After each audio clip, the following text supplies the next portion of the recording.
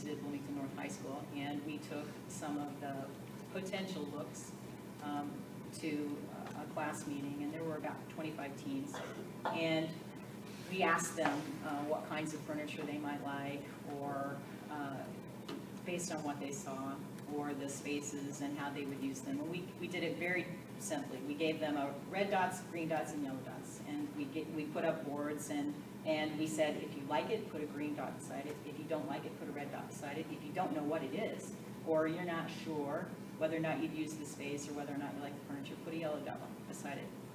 And what we found was that they gave us great input on the furniture, and we actually changed some of the directions that we were going based on what they told us. The spaces themselves, they were very interested in using different spaces. They won't use the same space every time they come, because sometimes they may want to sit and read a book, sometimes they might want to play on the games, sometimes they may want to use our software. So it is multi-use space that we're creating, and again, it's based on what the community has told us.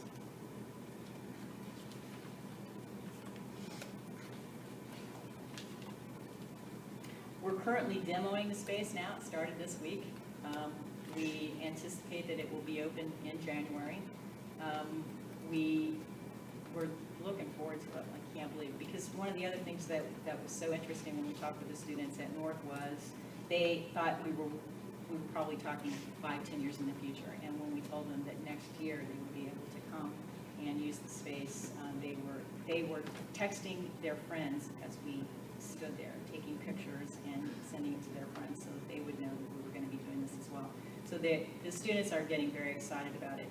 The two things that I haven't said that we are going to have in this space as well is we will have 2 sound recording studios, and we will have a video production space. So although this may be one of those places where they start messing around and learning, we also know that this community has a tremendous we have many musicians in this community, I'll say, and so we know that those spaces are going to be used heavily, and already we've had people who have asked if they can bring their own equipment or what kind of equipment we will have, and we've been working with some local folks to find out what kind of software and equipment we should have on day one. We don't expect to have all of it as at the beginning, that just the way that we want it, but we will be working toward that over time and updating it as we figure out what people are using and want to use. So that's my spiel. I'll be happy to answer questions.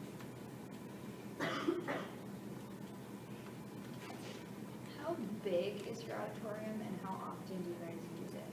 Our auditorium has 144 seats. It's used, I didn't bring those numbers with me. We use it a lot for library programs, but it's also used by the public with some frequency.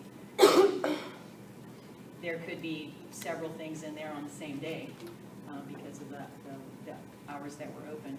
We're actually preparing a proposal for the board next month to open after hours so that businesses or local musicians or groups can actually book it after the library's hours.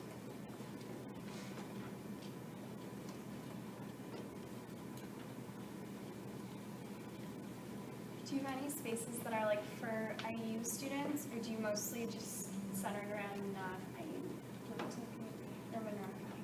You are certainly welcome to use it as an IU student. Anyone can.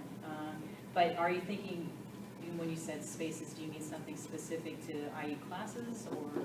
Like, I know that most IU students don't use the public library. They go to the school library. Is that something, would you want them to use the public library, or do you think that like school is fine for them? We actually have quite a few IU students who come to the library, and we hear from them that they come there because it's quieter than other libraries. So it's most definitely open to anyone. And in fact, you can get a library card, and then you can download free music or movies or other things, so you may find that you want to come and check that out or attend programs.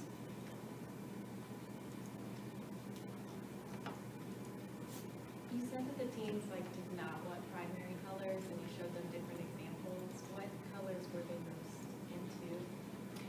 I would say, well, I'll tell you the colors that we've chosen, and it's based on many of their preferences. This color, oranges, we do have turquoise and grays in a lot of the spaces. There aren't many neutral colors. We have some red and yellows also. So there are a couple of primary colors that are being used, but it's primarily more of a warmer tone.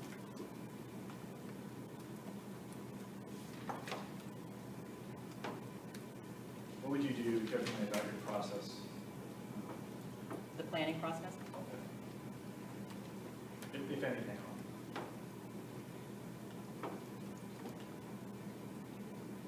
Since we're right in the middle of the renovation right now, I think it may be related to the auditorium.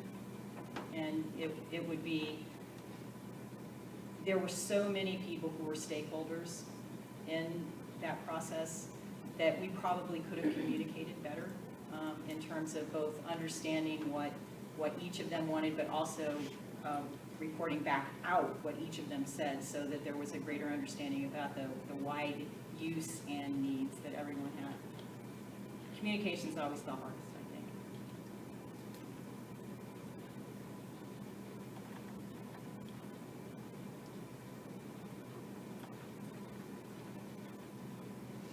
How many of you are going to come to the library now? Okay. Okay. You all have to say that.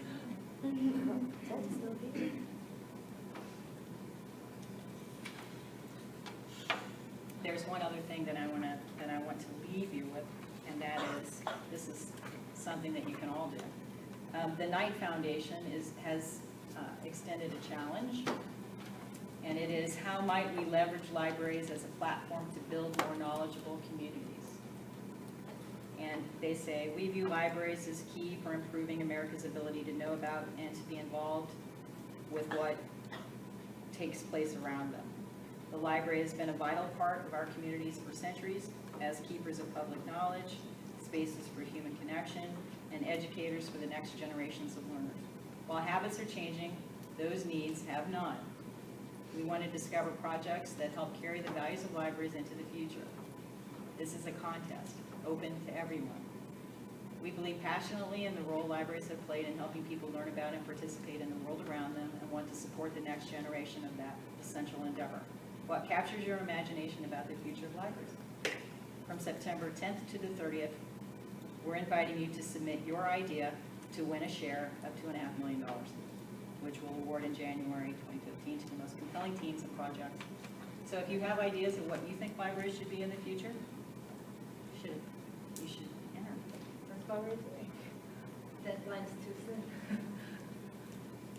soon.